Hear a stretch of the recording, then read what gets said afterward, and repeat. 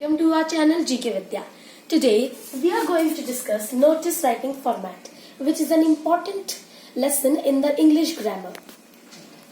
So, in the format, first the organization name. For example, if a notice is written from a school, we can write the name of a school such as KV or APS and many more. Then we would write notice. Then the title. Title can be lost, found,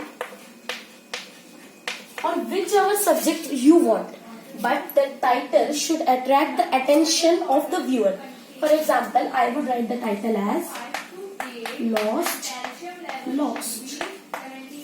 Now this title is attracting the attention of a viewer that something is lost, which is important. Then, and kind notice that organization name, notice and title should be written only in capital letters. Then the date should be written on the left side of the notice line. For example, today's date 15th July 2022. Then the body, that it is to inform all the in which organization you are working. For example, for school, it is to inform all the students of the school that something is lost or found. Like there was a monitor badge which is lost. So this is to inform all the students that a monitor badge is lost in the school playground.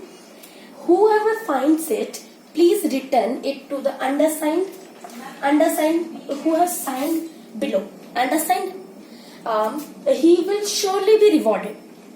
We should tell that he will be rewarded so that many persons would try to find our item. So after writing the body, we would write the name of who's writing the letter, writing this notice. For example, I have given ABC. You can write the GK Vidya is writing this letter. GK Vidya.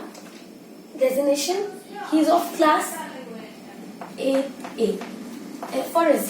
For example, so our notice would be organization name, Kendriya Vidyalaya, notice, date, title.